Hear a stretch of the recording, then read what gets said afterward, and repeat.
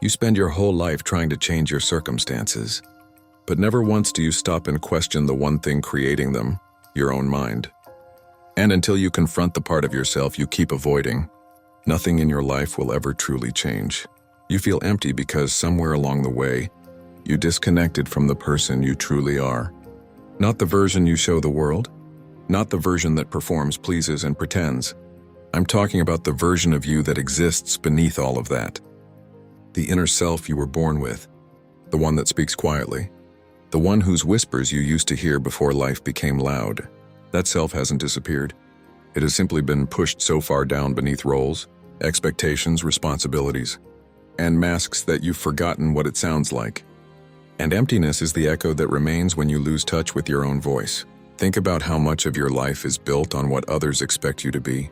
You shape your choices around the standards of family, society, success, and belonging. You move in ways that fit the environment, not your essence. And every time you do that, every time you bend yourself to match a life that doesn't belong to you, a part of your inner self retreats a little more. That retreat is what creates the hollow feeling inside, not because you're broken, but because you're absent from your own life.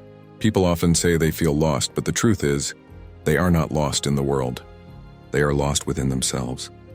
They have wandered so far from what is meaningful to them that they can no longer recognize who they were supposed to become. You feel empty because you're living in a story written by someone else, and no story feels fulfilling when you're not the main character. Inside you is a self that knows exactly what brings you alive, what inspires you, what gives you direction. But that self has been buried under layers of survival. Maybe you learned to hide parts of yourself because they were judged. Maybe you abandoned your passions because they didn't seem practical. Maybe you pushed away your emotions because they made you vulnerable. Or maybe you simply got so busy trying to meet expectations that you never stopped to ask whether those expectations belong to you. The emptiness you feel is the consequence of living misaligned for too long. It's a signal from your psyche saying, "This is not me. This is not my life. This is not where I belong." And most people try to silence this signal. They try to fill the void with distractions, work, entertainment, relationships, achievements, possessions, anything that can temporarily drown out the quiet truth that something deeper is missing. But the emptiness keeps returning because it isn't asking for more distractions. It's asking for reconnection. When you are disconnected from your true self, your life becomes a series of actions without meaning. You wake up, you move through the day, you do what you're supposed to do, and you survive. But survival is not fulfillment. Activity is not purpose. Movement is not progress. And so even when everything looks fine on the outside, there is a silent ache on the inside, a feeling that something essential is absent. That something is you. The truth is, your inner self has needs. It needs authenticity. It needs expression. It needs truth. It needs alignment. And when those needs are ignored, the psyche begins to withdraw from the surface of your life. That's when you feel numb, lost, tired, or detached.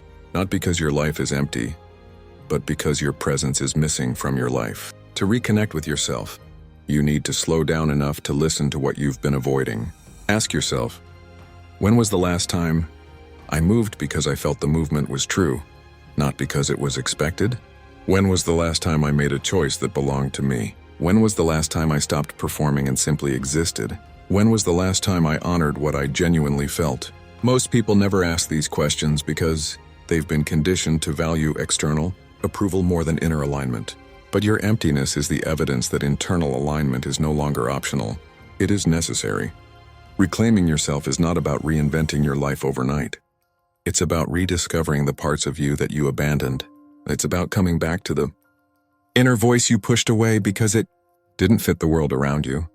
It's about remembering who you were before you learned to hide. And the powerful thing is, your inner self has been waiting. It hasn't left you. It hasn't died. It hasn't given up. It's still there, still alive, still hoping you will turn inward and finally say, "I'm ready to see you again." Because the moment you reconnect with your true self, the emptiness begins to fade. Not because life becomes easier, but because you finally return to your own existence.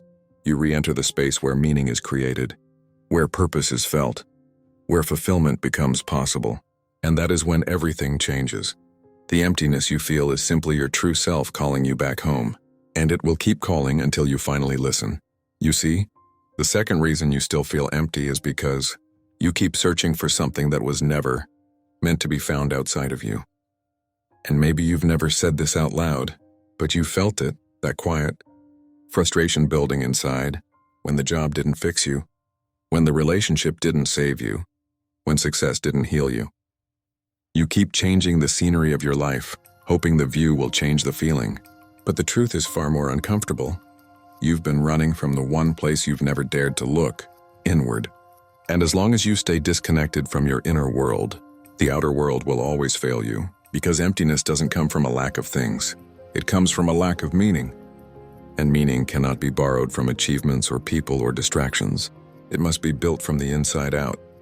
But the problem is that most people are terrified of meeting themselves, terrified of silence, terrified of stillness, terrified of what might surface if they stop long enough to listen. So instead, they drown themselves in noise, endless scrolling, constant stimulation, chasing goals that were never theirs to begin with.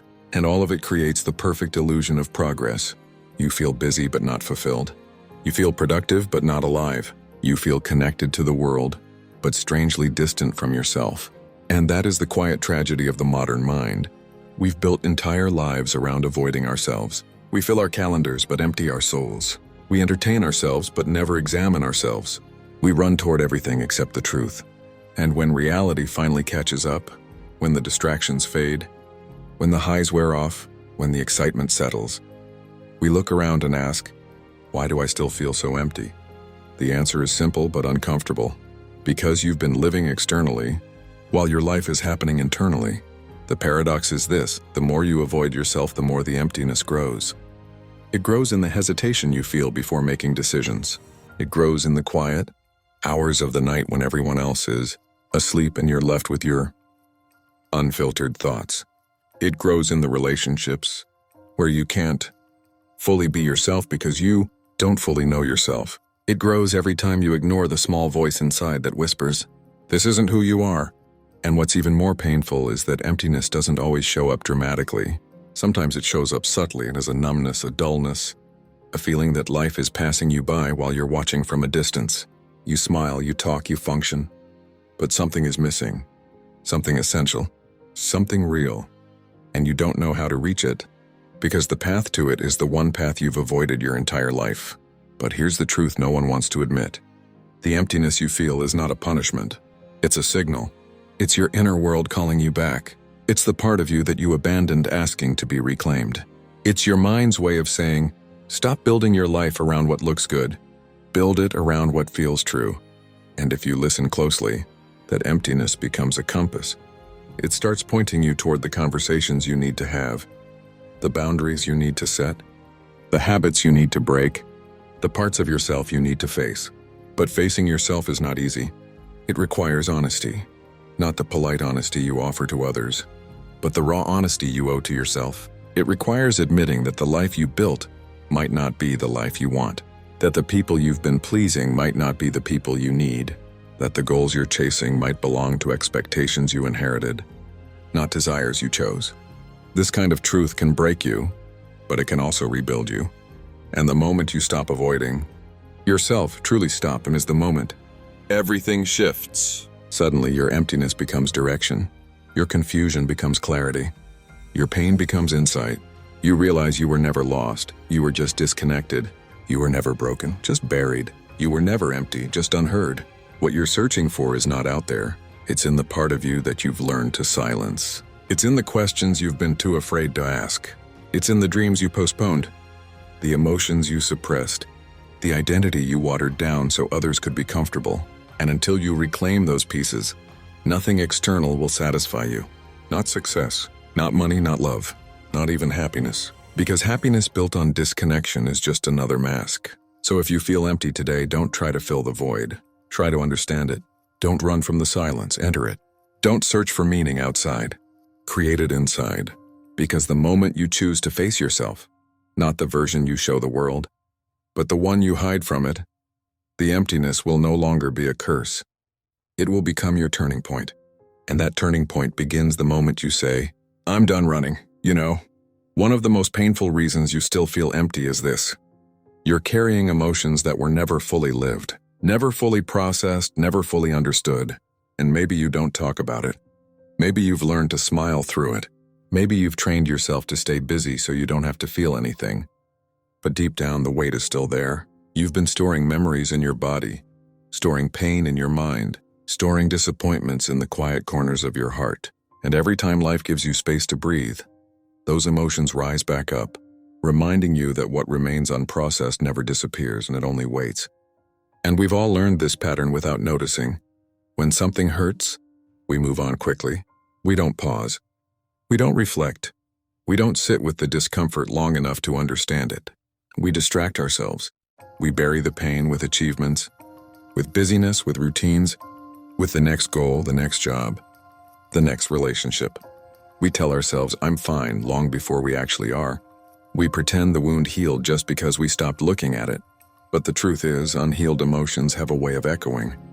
They echo in our decisions, in our relationships, in our fears, in the way we react to small things that shouldn't matter.